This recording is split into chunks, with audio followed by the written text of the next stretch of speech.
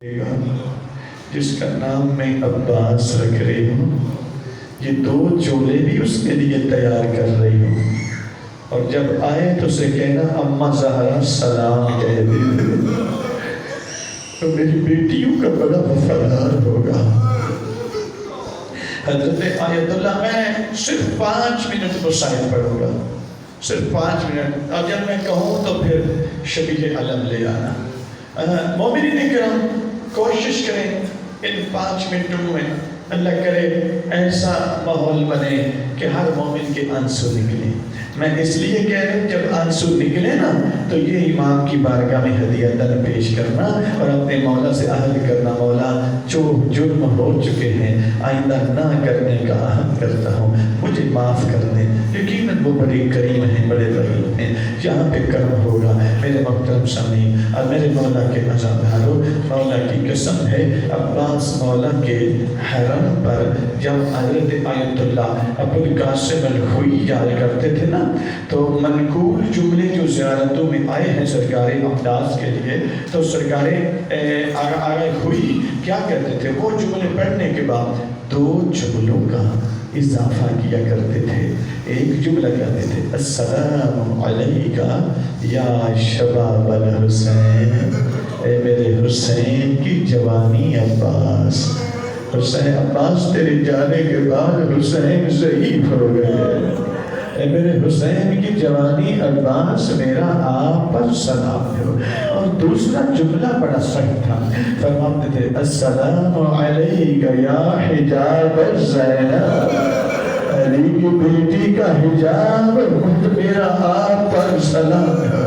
عزاداران مظلوم کربلا، میں نے کہا 4-5 منٹ بس مسائل سن لے، کوئی نمبر بس رونے کے لیے کافی ہے۔ ایک آنسو نکل آیا، ایک آنسو اور آ جائے۔ مولا کی قسم جب بھی کوئی شہید ہوتا نا تو ایسے کسی طرف سے عباس مولا آتے، کسی طرف سے علی اکبر آتے، بابا جان ہمیں جب اجازت ہے نا ہم شہید کو لے کے آتے ہیں، حسین آقا کو کریم ہی اتنے ہیں۔ فرمایا نہیں بیٹے، انہوں نے شہادت میری وجہ سے دی ہے، میں خود انہیں اٹھا کر نہیں کراؤں گا۔ جتنے بھی شہید ہوئے ہیں ہر ایک کا لاشا میرے حسین آقا خود اٹھا کے قیموں میں لے کر آئے ہیں۔ ہر شہید کا لاشا جتنے بھی ہوئے ہیں 254 میں 120 جتنے بھی ہیں، وہ ہر شہید کا لاشا اللہ کے علی اکبر کو کہتے تھے، اونم محمد کے کہتے تھے، ابو الفضل عباس کو کہتے تھے، اٹھا کر لے کے آ سکتے تھے، لیکن نہیں، ہر شہید کا مقام تو دیکھ حسین پر اپنی قربانی پیش کرنے والوں کا۔ حسین ہم کسی کا سر اٹھا کے اپنے زانوں پہ رکھتے ہیں، کسی کو اٹھا کے اپنی کمر پہ رکھ کے لے کے آ رہے ہیں، کسی کو سینے سے لگا کے ایسے لے کے آ رہے ہیں۔ عزادار اپنے مظلوم کربلا جب بھی کوئی شہید ہوتا نا عباس مولا آگے بڑھتے، مولا اب مجھے اجازت دے دے۔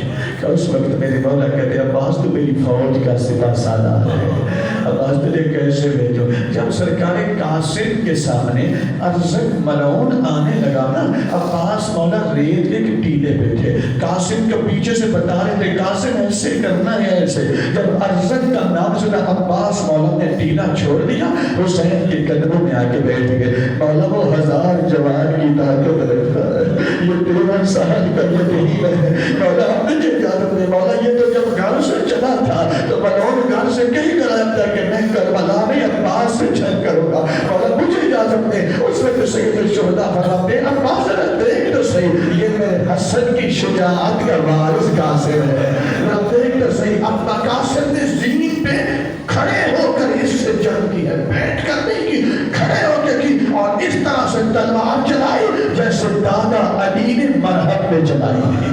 میرے مولا کی قسم یارو، ایک مرتبہ جب ہوگی نا ساری سپاہ ختم، اب سرکار عباس آئے، ہم نے کہا اب اجازت، فرمایا عباس تو سپاہ سالار ہے، قدم نوشی کا مولا وہ سپاہ کہاں ہے جس کا میں سالار ہوں؟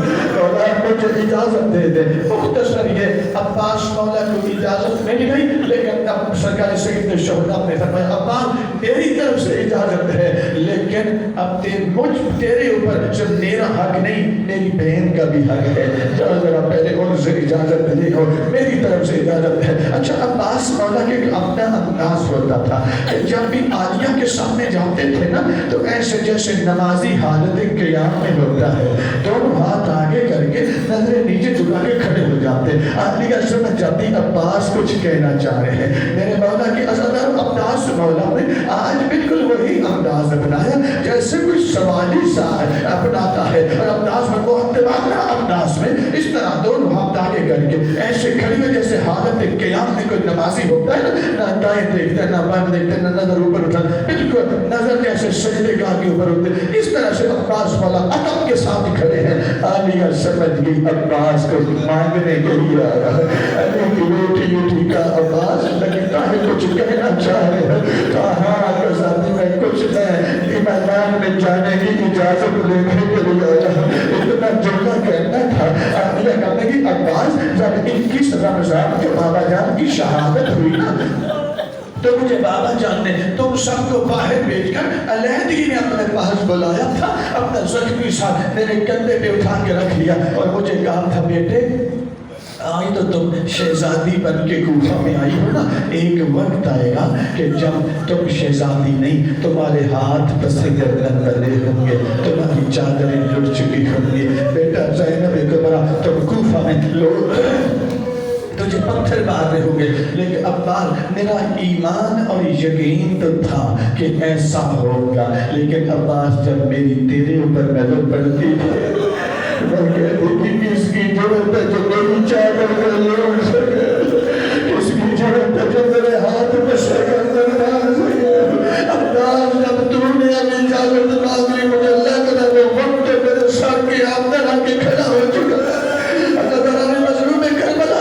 عباس جو عالیہ نے بھی اجازت دے دی، بڑا مشکل بنا اندر خیموں سے سرکار عباس کا مزدوران اکٹھی ہو گئی۔ عباس مولا نے اجتماعی طور پہ شام کو سلام کیا، ایک مرتبہ سواری پہ سوار ہونے لگے نا، روایت کا جملہ ہے اس طرح مزدوران نے ماتم کیا کہ جس کے ہاتھ میں پتھر آیا اس نے پتھر اپنے سر پہ مار لیا۔